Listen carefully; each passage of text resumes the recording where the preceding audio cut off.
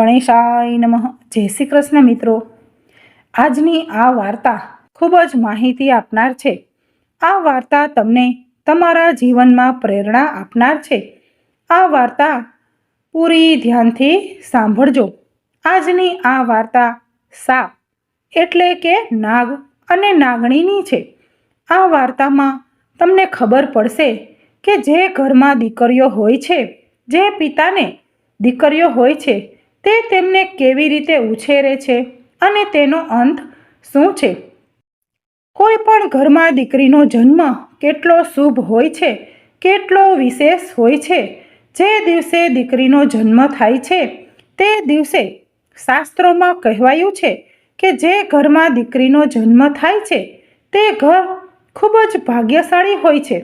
અને ગરુડ પુરાણમાં પણ લખ્યું છે કે જે ઘરમાં દીકરીનો જન્મ થતો નથી તે વ્યક્તિનો ચહેરો જોવામાં પણ કોઈ ધર્મ નથી. આ વાત ગરુડ પુરાણમાં સ્પષ્ટ રીતે લખેલી છે.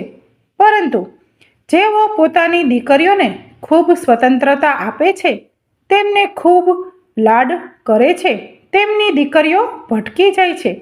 ચાલો આજની વાર્તા શરૂ કરીએ. દર્શક મિત્રો, પ્રાચીન સમયમાં એક જંગલમાં સાપ અને માદા સાપ બેઠેલા હતા. શિયાળાની રાત હતી અને કડકડતી ઠંડી હતી. પછી માદા સાપે નર સાપને કહ્યું, હું આશ્ચર્યમાં છું કે મારા પ્રિય, આ રાત પસાર કરવા માટે આપણે શું કરવું જોઈએ જેથી રાત પસાર થઈ જાય? ઠંડી ખૂબ જ તીવ્ર બની રહી છે.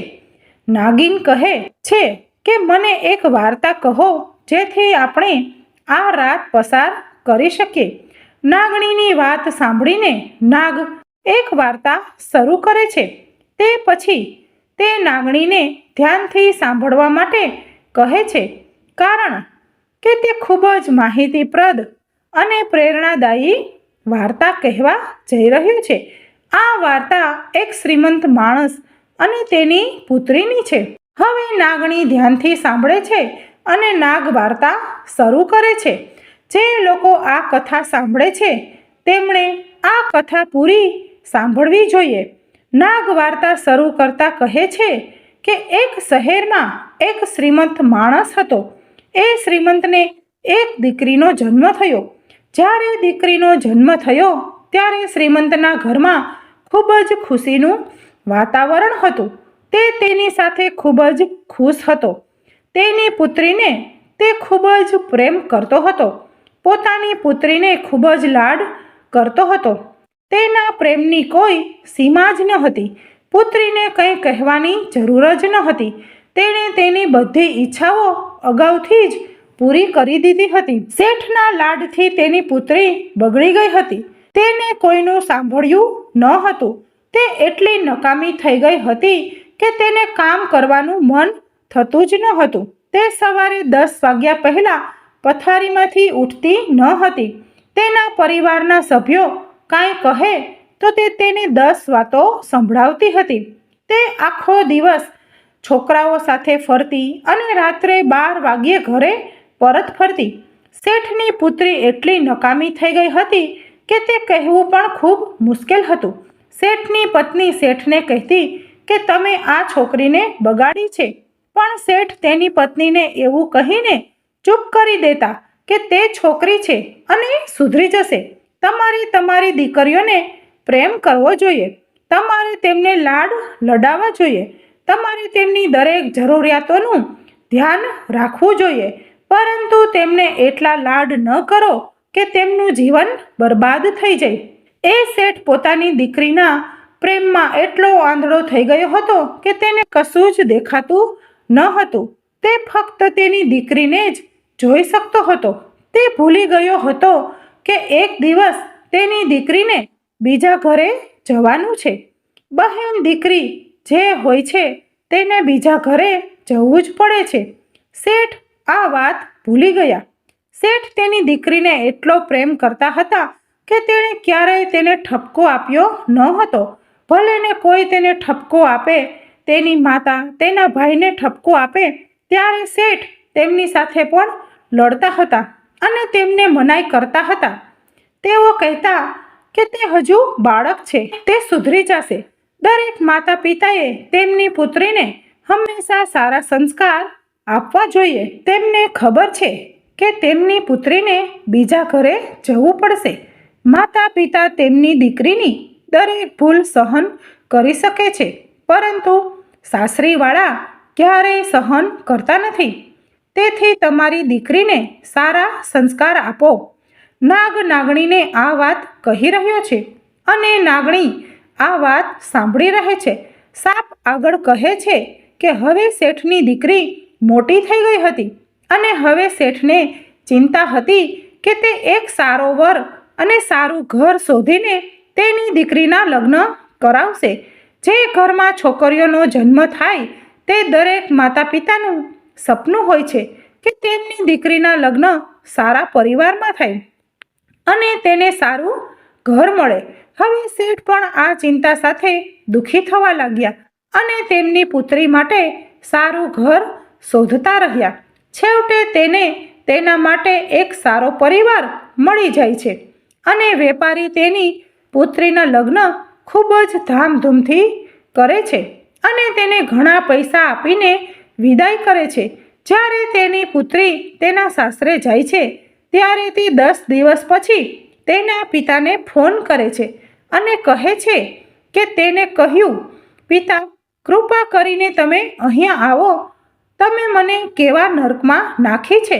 હું આ નર્કમાં 1 મિનિટ પણ રહેવા માંગતી નથી. દીકરીની વાત સાંભળીને શેઠ ખૂબ જ ચિંતિત થઈ જાય છે, ખૂબ જ દુઃખી થાય છે અને વિચારવા લાગે છે કે મેં તો તેનું સારું ઘર શોધ્યું હતું. તેઓ ખૂબ જ સક્ષમ લોકો હતા, પરંતુ પુત્રી કહે છે કે મને સંપૂર્ણ નર્કમાં નાખવામાં આવી છે. 10 દિવસમાં એવી કઈ મુસીબત આવી છે જેના કારણે મારી દીકરી આ બધું કહી રહી છે. શેઠને થોડી ચિંતા થાય છે અને તે દીકરીના સાસરે પહોંચે છે. જો અમારી દીકરીના લક્ષણો સારા હોય, અમારી દીકરી સાચી હોય અને તેના સંસ્કાર બિલકુલ યોગ્ય હોય તો દીકરીના સાસરિયામાં દીકરીના પિતાને ખૂબ જ માન આપવામાં આવે છે. તેને આદર અને સન્માન પણ આપવામાં આવે છે. પણ જ્યારે વેપારી તેની દીકરીના સાસરે પહોંચે છે ત્યારે તેને ખબર પડે છે કે તેને કોઈ માન ન આપ્યું. કોઈએ તેને રામ રામ કહેવા પણ તૈયાર ન હતું. કોઈ તેને માન આપવા પણ તૈયાર ન હતું. પછી જ્યારે તે તેની દીકરીના સાસરે પહોંચે ત્યારે સૌ પ્રથમ તે તેના વેવાણને મળે છે, એટલે કે તેની પુત્રીની સાસુને મળે છે. શેઠ તેને જોઈને રામ રામ કહે છે, પરંતુ તે પણ ઉદાસ થઈ જાય છે અને કાંઈ જવાબ આપતી નથી. શેઠ પછી તેમના વેવાઈને મળે છે, એટલે કે તેની પુત્રીના સસરાને મળે છે. તેમને રામ રામ કહે છે, પરંતુ તે પણ તેમને જવાબ આપતા નથી. પછી શેઠ તેની પુત્રીના જેઠને મળે છે. તે પણ કોઈ જવાબ આપતો નથી, એટલે કે કોઈ તેને માન આપતું જ નહોતું. છેવટે શેઠ તેના જમાઈને મળે છે, જે કહે છે, તમારી દીકરીને લઈ જાઓ, અમને તેની જરૂર નથી. આવા બગડેલા બાળકને જન્મ આપ્યો છે. તમે અમારા ઘરને નરકમાં ફેરવી દીધું છે. તેને અત્યારે જ અહીંથી લઈ જાઓ. તમે આપેલા દહેજ વગેરેની ગણતરી કરો અને આ બધું સમાપ્ત કરો. અમને તેની જરૂર નથી. શેઠ ખૂબ જ દુઃખી થાય છે. તે પછી શેઠ તેની પુત્રી પાસે જાય છે. તે તેની પુત્રીના રૂમમાં જાય છે અને તેને પૂછે છે, દીકરી, શું થયું? શેઠની દીકરી તેના પિતાને કહે છે કે પિતાજી, મારે આ નરકમાં રહેવું નથી. જો તમારે મને જીવતી જોવી હોય તો મને અત્યારે જ આ નરકમાંથી દૂર લઈ જાઓ. દીકરીનું આટલું સાંભળ્યા પછી શેઠ તેની દીકરીને સાથે લઈ જાય છે અને તે તેની દીકરીના સાસરિયાના ઘરની બહાર નીકળી જાય છે. પરંતુ તેમ છતાં શેઠની દીકરીના સાસરિયામાંથી કોઈએ રામ રામ કહેતું નથી. શેઠ તેની દીકરીને લઈને તેના રસ્તે રવાના થાય છે. રસ્તામાં શેઠ દીકરીને પૂછે છે કે દીકરી, તું મને એક વાત કહે, તારી સાસુ કેવી છે? શેઠની દીકરી કહે છે બાપ, તેના વિશે તો પૂછો જ નહીં. તે સંપૂર્ણ ડાકણ છે. તેણે મારું જીવન નર્ક બનાવી દીધું છે. તમે મને આવી ડાકણના ઘરમાં પરણાવી છે. તે મને દરેક સમયે પરેશાન કરે છે. આવી ડાકણનું નામ પણ ન લો. શેઠ કહે, ઠીક છે દીકરી, હવે તું જ કહે તારા સસરા કેવા છે? શેઠની દીકરી કહે, એ દુષ્ટ વ્યક્તિનું નામ પણ ન લો. તે એકદમ દુષ્ટ છે. તે રાક્ષસ છે. પછી શેઠ કહે છે, ઠીક છે, તેને એકલો છોડી દો. હવે મને કહો કે તારો જેઠ તે કેવો છે? ભાઈ ભાભી વિશે શેઠની દીકરી કહે છે કે ભાઈ ભાભી બહુ ચીડાઈ જાય છે. તેમના વિશે વાત પણ નથી કરતા. તે મને રોજ હેરાન કરતા હતા. દીકરીની વાત સાંભળીને શેઠ ફરી પૂછે છે કે તારી નણંદ કેવી છે? તે તો સારી હશે. તે તો તમને પ્રેમ કરતી હશે. શેઠની દીકરી જવાબ આપે છે કે પપ્પા, એ ડાકણોનું નામ પણ ન લો. તે ખૂબ નકામી છે. દીકરીની વાત સાંભળીને શેઠ ફરી પૂછે છે, મને એ કહો, તમારો પતિ કેવો છે? અમારો જમાઈ કેવો છે? તે તમને ઘણો પ્રેમ કરે છે? શેઠની પુત્રી કહે છે કે તે યમદૂત છે, સંપૂર્ણ યમરાજ છે. તેનું નામ ન લેશો. તે ખૂબ જ દુષ્ટ વ્યક્તિ છે. તેને મારા જીવનને રાત દિવસ નરક બનાવી દીધું. તે મને મારતો હતો અને એકવાર પણ મારી વાત સાંભળતો ન હતો. દીકરીની વાત સાંભળીને આખરે શેઠ તેને પૂછે છે, હવે મને કહો કે તમારા મહોલ્લાના લોકો કેવા છે? શેઠની પુત્રી જવાબ આપે છે, પિતાજી, પડોશના લોકો વિશે કશું પૂછશો જ નહીં. આખો પડોશ ખરાબ છે. હવે શેઠ બહુ હોશિયાર હતો. તે પણ સમજતો હતો કે એક વ્યક્તિ ખરાબ હોઈ શકે, બે વ્યક્તિ ખરાબ હોઈ શકે. શક્ય છે મારી દીકરીના સાસરિયાઓ ખરાબ હોય, પણ પડોશના લોકો ખરાબ ન હોઈ શકે. તેથી દોષ મારી દીકરીનો જ છે. તે મારી દીકરીના સાસરિયાઓ વાળાનો નથી. શેઠ સમજે છે કે આ બધું મારા લાડનું પરિણામ છે.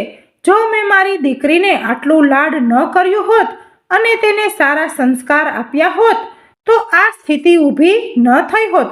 શેઠ ચૂપચાપ તેની દીકરીને પોતાની સાથે લઈ જાય છે. તે તેના ઘરે આવે છે. જલ્દી જ શેઠની પુત્રી તેના ઘરમાં પગ મૂકે છે. તેની ભાભી પણ ગુંગળાવા માંડે છે. શેઠની દીકરી વિચારવા લાગે છે કે આજે મારી ભાભી શા માટે ચૂપ છે? તે મને રોજ ખૂબ પ્રેમ કરતી હતી. તે મીઠી મીઠી વાતો કરતી હતી, પણ આજે તે મને જોઈને ગુસ્સે થઈ રહી છે. તે જોઈને તેની ભાભીને પૂછે છે કે શું વાત છે? તું મને જોઈને કેમ ગુસ્સે થાય છે? તો તે કહે છે કે હું નારાજ ના થાવ તો શું કરું? મેં તને પરણાવીને સાસરે મોકલી દીધી, પણ તું ફરી પાછી મારી છાતી પર ધબકારા દબાવવા માટે આવી ગઈ છે. એટલે આજથી મારી સાથે વાત ના કર. તેની ભાભી તેને ઠપકો આપે છે. હવે આ બધું સાંભળ્યા પછી તે ઘરમાં તેના પિતા સિવાય તેની સાથે કોઈ વાત કરતું નથી. માત્ર તેના પિતા તેની સાથે વાત કરે છે. હવે ધીમે ધીમે તે ખૂબ જ ઉદાસ થવા લાગે છે. ધીરે ધીરે તેની આંખો ખુલવા લાગે છે. તેની સાથે કોઈ વાત કરતું નથી. તે ખૂબ જ ઉદાસ રહે છે. જ્યારે પણ તે ઘરની બહાર જાય છે ત્યારે તેના મિત્રો તેને પૂછે છે, તમે એકલા કેવી રીતે આવ્યા? જીજાજી ક્યાં છે? તે કોઈ પાડોશીને મળતી તો તે પણ એક જ વાત પૂછતા કે તું એકલી કેવી રીતે આવી? જમાઈ ક્યાં છે? આવા ટોણા સાંભળીને તે ખૂબ જ દુઃખી થઈ ગઈ. અને જ્યારે તે મંદિરે ગઈ તો ત્યાંના લોકોએ પણ પૂછ્યું. આડોશ પાડોશના બધા લોકોની જીભ પર એક જ વાત હતી, પણ વાત એ જ રહી કે શેઠની દીકરી એકલી આવી છે. તેના નવા લગ્ન થયા છે. શક્ય છે કે તેઓ છૂટાછેડા લઈ લે. શેઠને દરેક વખતે એ જ ટોણા સાંભળવા પડતા હતા અને શેઠની દીકરીને પણ દર વખતે એ જ ટોણા સાંભળવા પડતા હતા. અને શેઠની દીકરી ખૂબ જ નાખુશ થઈ ગઈ હતી. અને હવે તેને ધીમે ધીમે સમજાયું કે આખી ભૂલનું મૂળ હું જ છું અને મારી ભૂલને કારણે મારા પિતાનું માથું પણ નમ્યું છે. પણ તે સાસરે જવા તૈયાર ન હતી. તે કહેતી હતી કે પપ્પા, હું કુંવારી રહી હોત તો સારું થાત. જો તમે મારા લગ્ન ન કર્યા હોત તો સારું થાત. ઘણા સમય પછી શેઠ તેની પુત્રીના રૂમમાં જાય છે અને તેની પુત્રીને જુએ છે. તે ખૂબ જ ચિંતિત અને ઉદાસ દેખાય છે. શેઠ દીકરી પાસે જઈને કહે છે કે દીકરી, શું હકીકત છે કે આજે તમે ખૂબ જ ઉદાસ દેખાઈ રહ્યા છો? શેઠની દીકરી કહે છે કે પિતાજી, હું બહુ દુઃખી છું. જો તમે મારા લગ્ન ન કર્યા હોત તો હું ખૂબ જ સુખેથી જીવતી હોત, પણ તમે મારા લગ્ન કરીને મને દુઃખના મહાસાગરમાં ધકેલી દીધી છે. હવે મારે શું કરવું? મારા સાસરિયાના ઘરની દરેક વ્યક્તિ નરક સમાન છે. હું મારા સાસરે કેવી રીતે જઈશ? અને મારા પરિવારના સભ્યો, મારા માતા, ભાઈ, ભાભી, કોઈ મારી સાથે વાત નથી કરતું અને દરેક મને ધિક્કારે છે. મારે શું કરવું જોઈએ? તેના પિતા તેમની પુત્રીને કહે છે કે પુત્રી, અમારા નગરમાં એક ખૂબ જ મહાન વિદ્વાન પંડિત આવ્યા છે. હું તમારી સમસ્યા લઈને તેમની પાસે ગયો. તેણે મને એક ઉપાય કહ્યું. જો તમે આનું પાલન કરો તો 6 મહિનામાં તમારા બધા સાસરિયાઓ તમારા નિયંત્રણમાં હશે અને તમારા આદેશ પર નાચશે. તેના પિતાની વાત સાંભળીને છોકરી ખૂબ જ ખુશ થઈ ગઈ અને કહે છે કે 6 મહિનામાં પપ્પા મારા હાથમાં આવશે. તેણે કહ્યું, હા, 6 મહિનામાં તે મારા હાથમાં આવશે. ત્યારે તે કહે છે કે પિતાજી, મને જલ્દી ઉપાય જણાવો. હું તે ઉપાય ચોક્કસ કરીશ. પિતા તેની પુત્રીને ઉપાય કહે છે અને કહે છે કે તારે મંત્ર જાપ કરવો પડશે અને 6 મહિના સુધી તપસ્યા કરવી પડશે. જો તમે આમ કરશો તો માત્ર 6 મહિનામાં તમારા બધા સાસરિયાઓવાળા તમારી મુઠ્ઠીમાં આવી જશે અને તમારી આજ્ઞા પર નાચશે. તમે જે કહો તે થશે. તમે તે ઘરની રાણી બની જશો. પિતાની આ વાત સાંભળીને પુત્રી ઘણી ખુશ થાય છે, પરંતુ પિતાને કહે છે, પિતાજી, હું આ તંત્ર મંત્ર વાળું કામ કરી શકતી નથી. કોઈ સાદો અને સરળ રસ્તો મને કહો. શેઠ કહે છે કે ઠીક છે દીકરી, જો તું મંત્ર જાપ નથી કરી શકતી તો હું તારા માટે મંત્ર જાપ કરીશ. તારે ફક્ત સાધના કરવી પડશે. પુત્રી પૂછે છે કે તે કેવી રીતે કરવું? શેઠ તેને કહે છે કે તમારે આ રીતે કરવું પડશે. તમારે 6 મહિના સુધી સાવ મૌન રહેવું પડશે. કોઈ તમને ગમે તે કહે, તમારે જરા પણ જવાબ ન આપવો. તમારે દરેક વ્યક્તિની વાત સાંભળવી પડશે. દરેક વ્યક્તિના ચરણ સ્પર્શ એ આધ્યાત્મિક સાધના છે. શેઠની દીકરી કહે છે કે પિતાજી, આ 6 મહિનામાં થઈ જશે. હું તે એનાથી વધુ નહીં કરી શકું. પણ શેઠ કહે છે કે હા, 6 મહિનામાં ચોક્કસ થઈ જશે. શેઠની પુત્રી આ વાત માટે સંમત થાય છે. પછી તેની પુત્રીને તેની સાથે લઈ તેના સાસરે જાય છે. જેમ તે તેની પુત્રીના સાસરે પહોંચે છે, તેની સામે તેની પુત્રીની સાસુને જુએ છે. તે તેને ખરાબ રીતે ઠપકો આપે છે અને કહે છે કે મેં ના પાડી હતી કે અમને તમારી દીકરીની જરૂર નથી. તેને પાછી લઈ જાઓ. તમે આવા બગડેલા બાળકને જન્મ આપ્યો છે. અમને તેની જરૂર નથી. ત્યાં કોઈ રામ રામ પણ નથી કહેતું, કોઈ માન સન્માન પણ નથી આપતું. તેની સાસુનું આવું વર્તન જોઈને શેઠની દીકરી ખૂબ જ ગુસ્સે થાય છે. પણ શેઠ તેની પુત્રીને સંકેત કરે છે કે દીકરી, તારી સાધનાનું ધ્યાન રાખવાનું છે. તમારે 6 મહિના મૌન રહેવું પડશે. જે કંઈ પણ કહે તે દરેકનું પાલન કરવું પડશે. પરંતુ તેમ છતાં કહેવાય છે કે દીકરીના પિતાએ હંમેશા માથું નમાવવું પડે છે. તેથી તે માથું જ નમાવે છે. આખી વાત સાંભળે છે અને તેની સાસુને કહે છે કે બહેન, બધા ભૂલો કરે છે. તેને પણ ભૂલ કરી છે. તેને ચોક્કસ તક આપવી જોઈએ. હવે તે સુધરી ગઈ છે. હવે તે આવું કંઈ નહીં કરે.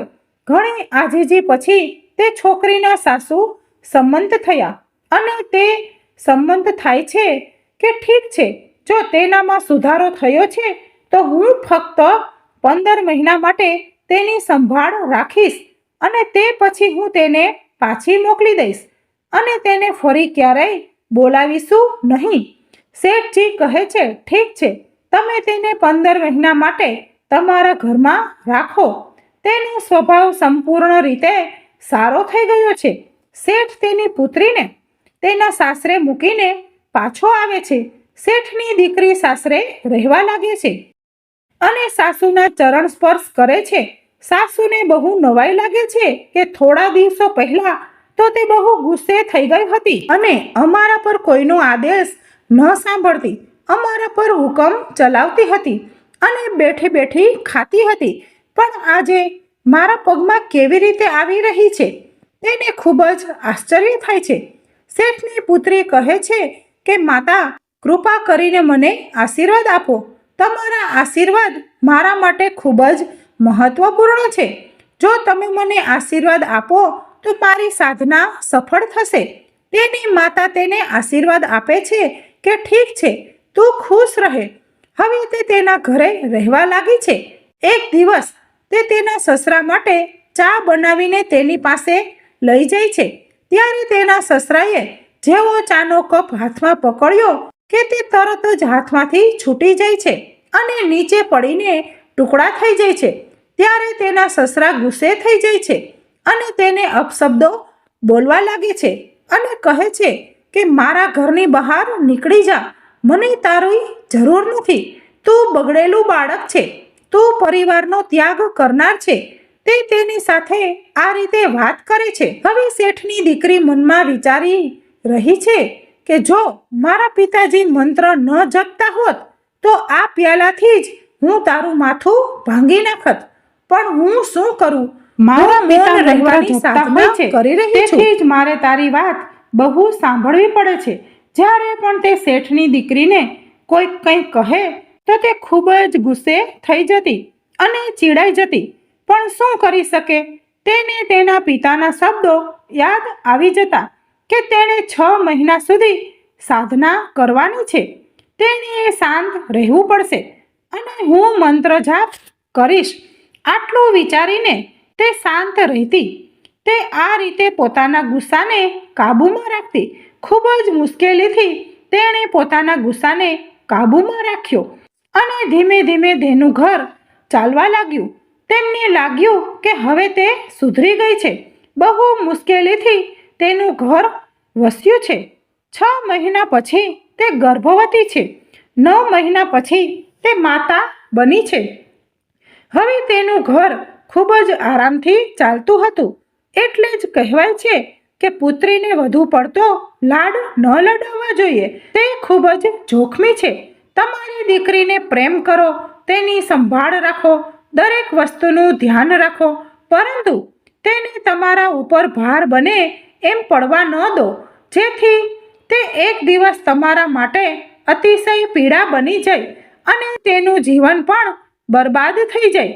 મિત્રો, વ્યક્તિએ હંમેશા પુત્રીને સારા સંસ્કાર આપવા જોઈએ. તે દરેક મા બાપ સારી રીતે જાણે જ છે કે એક દિવસ તેમને પારકા ઘરે જવાનું છે. તેમની દીકરીને ઘણું સહન કરવું પડશે. પુખ્ત થયા પછી બીજા ઘરે જવું પડે છે.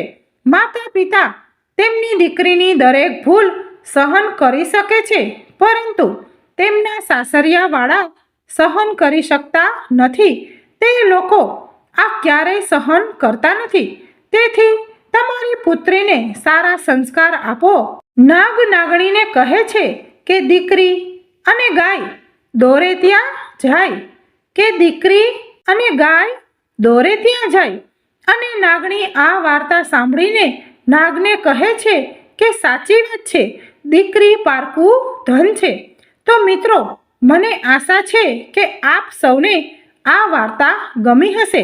જો તમને આ વિડીયો ગમ્યો હોય તો એક સુંદર લાઈક કરો, ચેનલને સબસ્ક્રાઈબ કરો અને કમેન્ટ બોક્સમાં હર હર મહાદેવ અવશ્ય લખો. આ વિડીયોને અંત સુધી જોવા બદલ તમારો ખૂબ ખૂબ આભાર.